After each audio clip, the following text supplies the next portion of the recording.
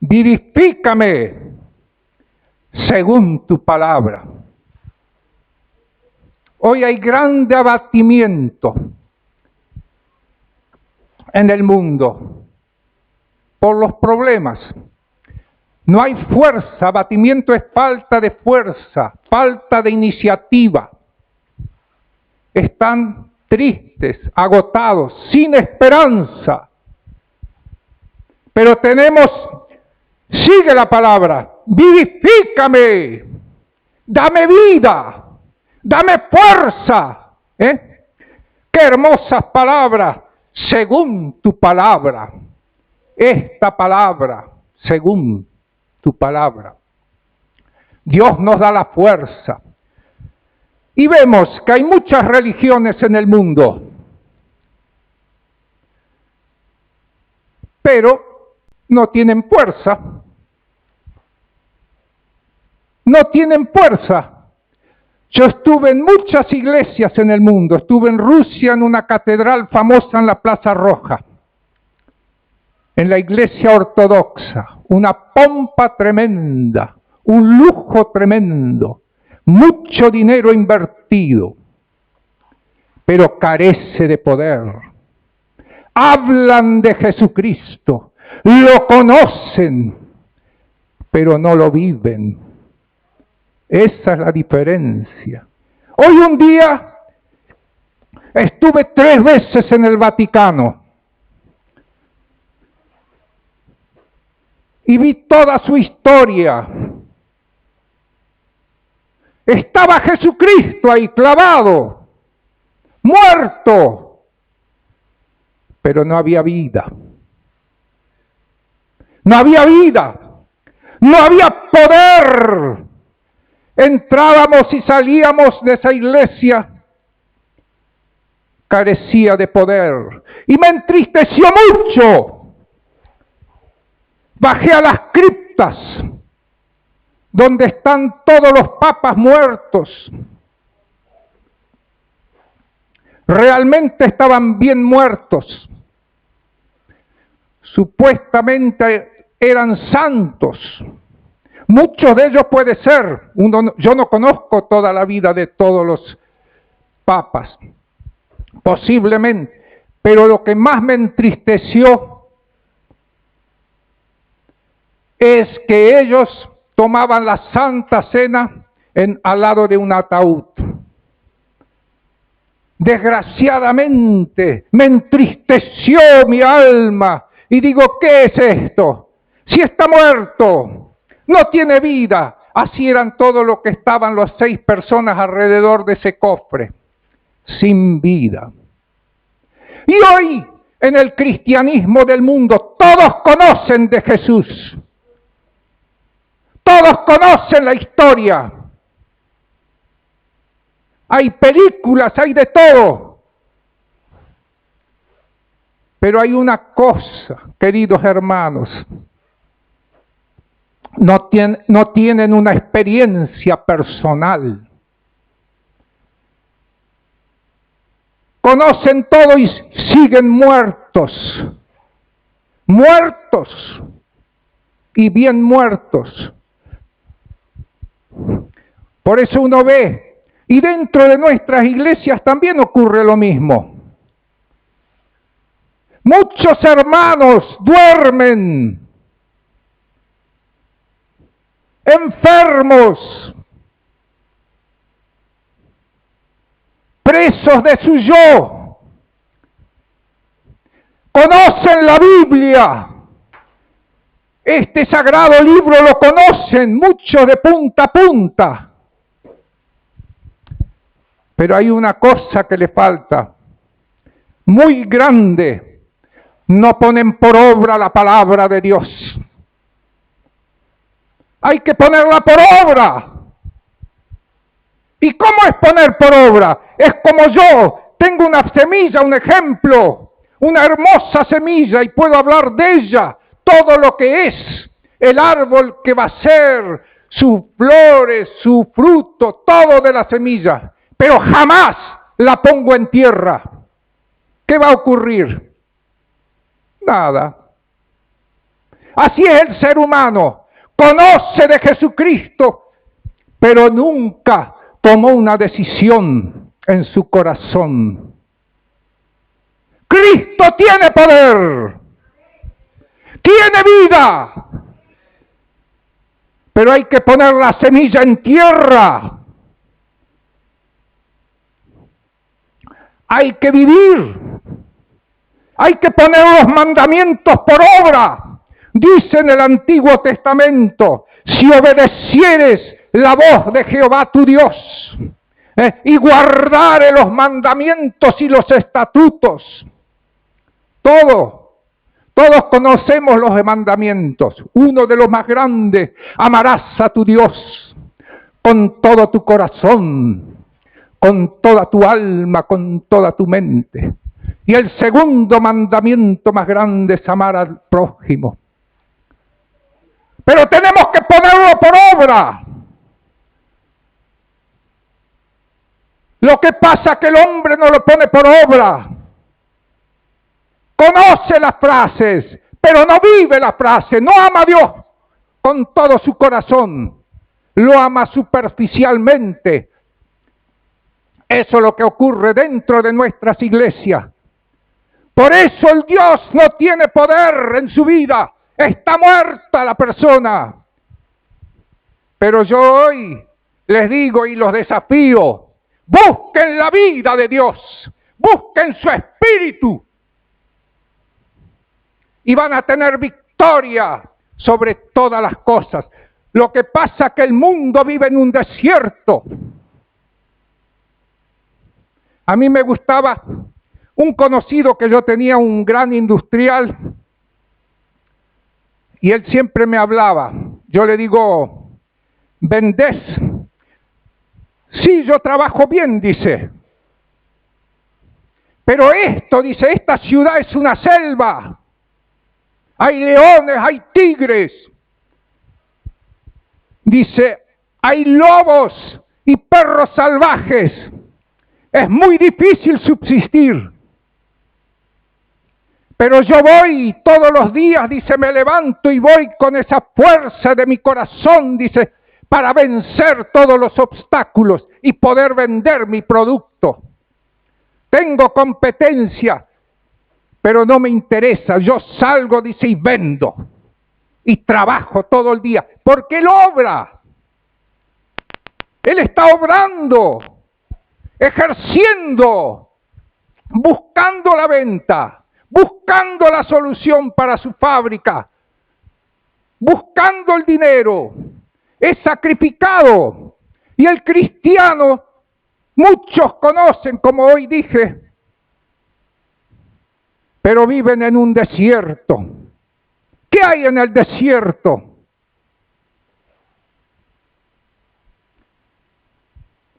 Calor intenso. Y a la noche un frío intenso. ¿Qué más? No hay caminos, no hay horizonte, no hay perspectivas. Usted donde toma se pierde, porque es muy grande los desiertos. ¿Qué más hay? Falta de agua, hay sed. La sed, ¿cómo se sacia? Es insaciable la sed del ser humano si no tiene a Dios. No hay satisfacción. No hay satisfacción. Porque vive muerto. Vive buscando y buscando y buscando para calmar su sed. Y hay bichos, arañas, langostas, escorpiones, perros salvajes, todo tipo de bichos, víboras, muy venenosas, que si le pican, muere. Ese es el desierto. Y muchos cristianos viven en un desierto, sin victoria. desanimados y falta de fuerza. Pero Dios es misericordioso, hermano. Dios es bueno. Yo después le voy a dar la solución de un grande Dios que tenemos. Y vivimos atados. No sabemos qué hacer. Pero dice que Dios es misericordioso. ¿Qué es la misericordia de Jehová cuando usted se acerca? Instantáneamente le perdona si confiesa sus pecados. Instantáneo. Tan bueno es nuestro Dios. Pero hay que acercarse. Él tiene la respuesta. Él tiene en su mano la redención también, queridos hermanos. Redimidos. Porque Él hizo el sacrificio de la cruz. Que se olvida el mundo. Para usted y para mí. Murió en una cruz por todos nuestros pecados. Nos redimió por eso. Hay misericordia muy grande. Y hay redención muy grande. Tan grande, incomprensible. Por eso, queridos hermanos, tenemos victoria a través de su sangre en la cruz derramada. No tiene que tener fracasos. Tiene que tener la vida interior, porque Dios la da. Dios tanto dice que nos ama, tanto, tanto, tanto. Usted no se imagina que dio lo mejor del cielo, que era Jesucristo, a su Hijo amado. Tanto nos ama, para que nosotros tengamos redención a través de Él. ¿Y para qué más? Para que tengamos paz en nuestro corazón. Tengamos éxito en nuestro corazón, en nuestra vida. Por eso dice, si guardamos los mandamientos y los ponemos por obra, obramos, vas a estar bendecido, tu casa, tu familia, no te vas a enfermar si primero está Dios. Tu economía va a andar bien. Pero de lo contrario, si no oyes la voz de Dios, todas las maldiciones tenés. Todas. Enfermedades. Y uno dice, ¿y cómo puede ser? Solamente no poner en práctica y por obra los mandamientos. Por eso hay tantos fracasados. Tantos enfermos. Uno dice, ¿cómo? Hay cáncer. Porque la ira de Dios está sobre el que no obedece la palabra de Dios. Eso es lo que ocurre. Él lo lleva hasta abajo, hasta que se humille su corazón, para luego levantarlo. Porque Dios quiere que cada hombre se arrepienta, cada hombre viva ese maravilloso mundo espiritual. Y por eso tenemos juicios el que no obedece. Por eso dice, temeroso y temible el nombre de Jehová. Temeroso, porque Él hace juicios. Pero Él te saca de la ruina también. Solo creer es a través de la fe en su nombre. Queridos hermanos, hoy vivimos, por eso vivimos en un mundo fracasado, lejos de Dios.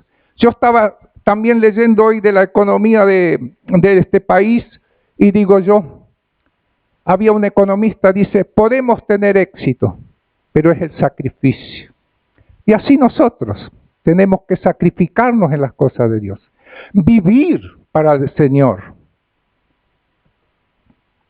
Porque Él es el único que tiene el agua de vida. Por eso cuando la mujer se acercó Jesús al pozo de Jacob, le dijo que le dé de beber. Y ella dice, ¿cómo siendo judío me estás pidiendo agua? Ella se quedó extrañada. Y después él le contestó, pero el agua que yo te daré, nunca tendrás sed. Porque la palabra de Dios tiene vida. Por eso hay que saber interpretarla y vivirla. Cada palabra, cada texto, cada cosa lo tiene que poner en práctica. El Evangelio es práctico. Hay que obrar, queridos hermanos. Si no obramos, estamos perdiendo el tiempo. Tenemos que buscar de obrar, de vivir y ser lleno de la presencia de Dios. Y la palabra de Dios tiene una sustancia dentro. Usted dice, ¿qué sustancia? Tiene mucha sustancia, es un alimento. Tiene vida. Tiene el perdón de pecados. Tiene el bautismo del Espíritu Santo. Tenemos adentro de la palabra. Y usted puede llevar a otros la palabra con ese espíritu que Dios le da. Tiene poder. Tiene poder. Por eso tiene poder para transformar. El hombre no puede transformar un corazón. Nosotros, yo por más esfuerzo que haga, no puedo transformar una vida. Pero la palabra de Dios es la que transforma nuestra vida. Es la que cambia. Porque esa es la que tiene vida. Tiene la esencia dentro. Tiene el grano vivo. Es como el agua. Usted lo toma, ese agua de vida de Jesús. Y tiene vida. Tiene la vida eterna cuando lo acepta. Y esto es el agua de vida. Por eso es necesario, queridos hermanos, leer todos los días la palabra y vivir la palabra para tener la bendición de Dios. De lo contrario, si jugamos al Evangelio, si jugamos a una religión, vamos a fracasar. Porque el mundo no le va a dar la solución. Solo Cristo le va a dar la solución. Porque Él es el único que tiene poder para transformar su vida. Amén, queridos hermanos. Gloria a Dios. Bueno, vamos a hacer una oración. Señor Jesucristo, te damos gracias por tu palabra. Es palabra viva, eficaz, penetrante, como espada de doble filo, que penetra hasta lo más profundo del corazón. Gracias, Señor Jesucristo. Llena esta vida de tu poder, llena esta vida, Señor, de bendiciones, en el nombre de Jesucristo de Nazaret. Amén y amén. Le damos un aplauso al Señor por la vida del pastor Juan Carlos. Amén. Bueno, el siguiente mensaje se titula Caminando en la voluntad de Dios. Caminando en la voluntad de Dios. Y démosle un aplauso a la pastora Renata, que es la que nos va a compartir el mensaje.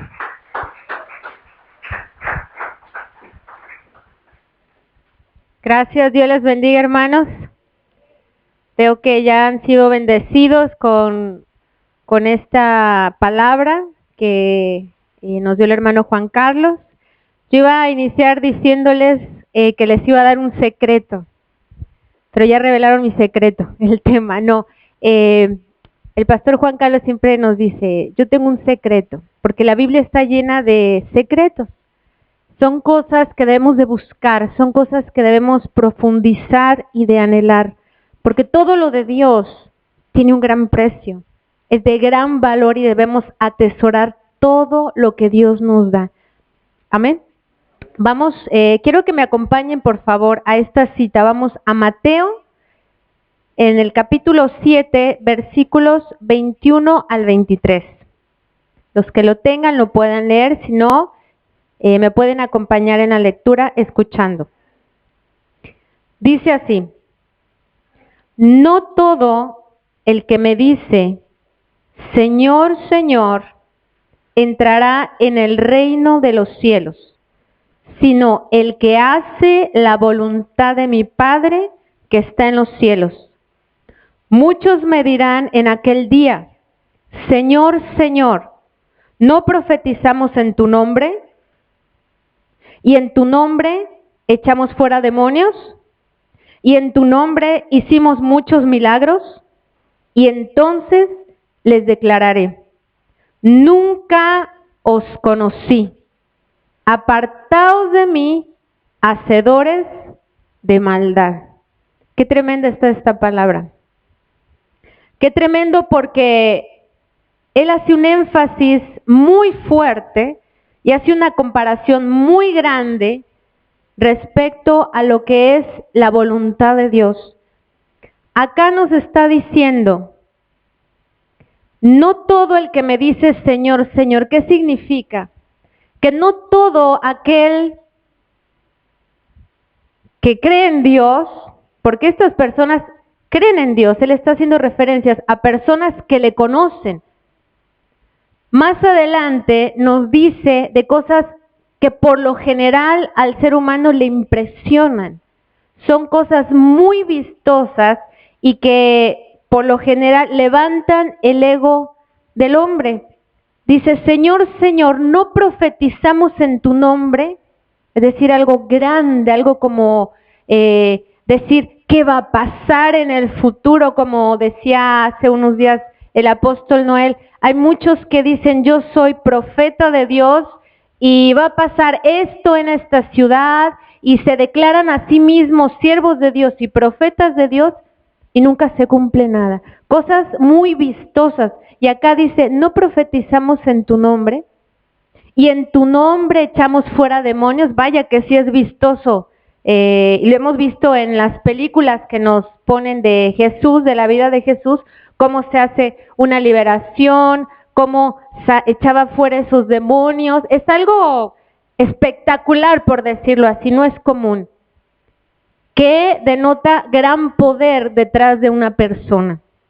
Y también dice, y en tu nombre hicimos muchos milagros. Ya un milagro es algo muy grande y es para darle la gloria a Dios, pero muchos se adjudican esa gloria. Dicen, yo en tu nombre hice esto, yo en tu nombre hice esto otro. ¿Para qué? Para que el hombre crezca. Y Dios por ahí, ¿se acuerdan que fue Dios? Dios hace este reproche y les dice, regreso, no todo el que me dice Señor, Señor entrará en el reino de los cielos, sino el que hace la voluntad de mi Padre que está en los cielos. Para Dios, y la realidad es esta, es mucho más grande hacer su voluntad que un milagro. Para Dios es mucho más grande cumplir lo que Él nos pide que algo como sacar fuera, echar fuera un demonio. No solo me refiero a una persona, sino a un lugar. El hacer la voluntad de Dios, y vuelvo a lo que comencé a decirles desde un principio, es un secreto. ¿Por qué? Porque implica una búsqueda profunda de Dios. Igualmente, ¿por qué hace este reclamo o este reproche? Porque no se acercaron directamente a Él, porque no le buscaron. Dios, no olvidemos que es una persona, y la persona más maravillosa que pueda existir. Dios está lleno de amor. Dios está lleno de alegría. Diferente a lo que pensamos, Dios es un Dios alegre. Dios es un Dios que nos da felicidad. ¿Cuántos lo creemos? Dios es un Dios que da paz, que nos abre caminos donde no los hay. ¿Y por qué no hacemos su voluntad? Yo les voy a mostrar aquí unas cuantas ideas respecto a por qué no hacemos la voluntad de Dios. Primeramente, no en ese orden, pero lo cito así, pensamos que hacer la voluntad de Dios es algo negativo. Ahora les explico por qué. Si cada uno nos ponemos a pensar en nuestros sueños, en nuestros ideales, en nuestras metas, en lo que queremos lograr en nuestra vida, inclusive eso nos enseñan desde que somos niños, desde que somos pequeños, nos preguntan los padres, los abuelos, los tíos, los maestros, nos preguntan, ¿y tú qué quieres ser cuando seas grande? ¿Y cuál es la respuesta que por lo general nos dan? Yo quiero ser astronauta. Yo quiero ser presidente, yo quiero ser artista de televisión. Y cuando nos hacemos adultos, por ejemplo, los chicos que van saliendo de la escuela, que tienen que elegir una carrera, les dicen, ¿y tú qué vas a elegir? Y se quedan pensando, bueno, todavía no sé muy bien, pero algo que gane mucha plata. Algo que decore la sala del living y que diga, este es mi hijo. Es un gran neurocirujano. Este es mi hijo, un gran ingeniero. Y no son cosas malas, no son cosas malas, son cosas muy loables. Pero, por lo general, nuestros sueños y anhelos son grandes, pero grandes ¿para qué?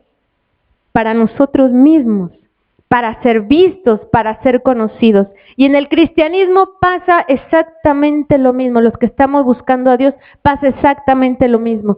¿Cuáles son los sueños? ¿Cuáles son lo que nosotros creemos o anhelamos que sea la voluntad de Dios?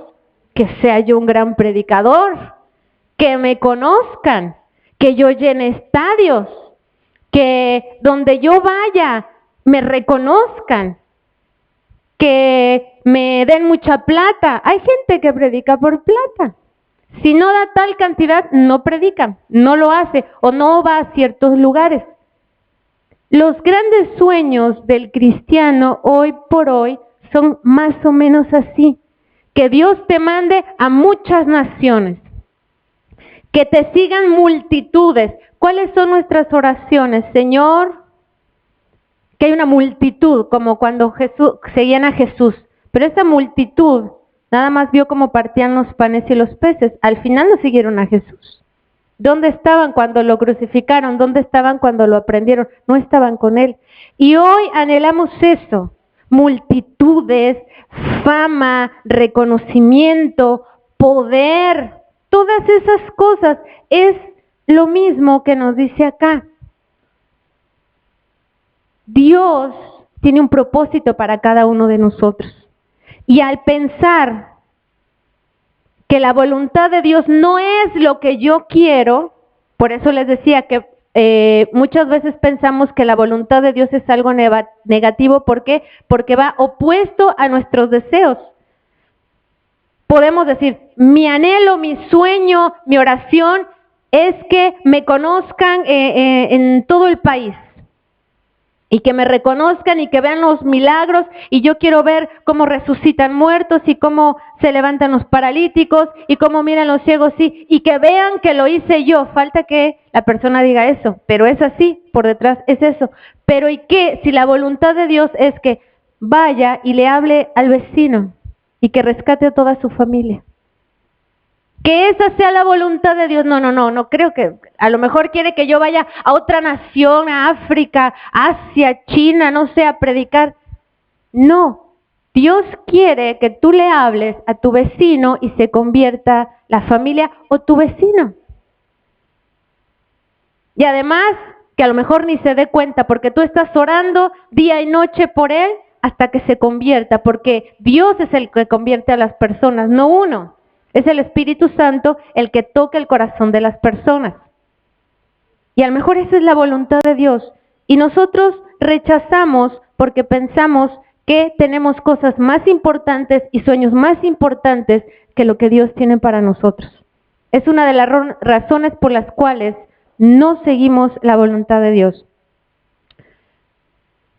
Voy a citar en la Biblia Romanos 12:2. Mira qué interesante nos dice respecto a la voluntad de Dios. Dice así: y no se adapten, otra versión dice, no te conformes a este mundo, sino transformaos mediante la renovación de vuestra mente para que verifiquéis cuál es la voluntad de Dios, lo que es bueno, aceptable y perfecto. Esto está en Romanos 12:2. No te adaptes a este mundo. Este mundo anhela cosas grandes. Anhela cosas espectaculares, en donde el hombre sea el centro y Dios un recuerdo. Como si Dios fuera la estela o la imagen del hombre que está trabajando para Dios que está detrás de él. El que debe figurar siempre es Dios, y dice, no te adaptes a este mundo, sino transfórmate mediante la renovación de tu mente. ¿Para qué?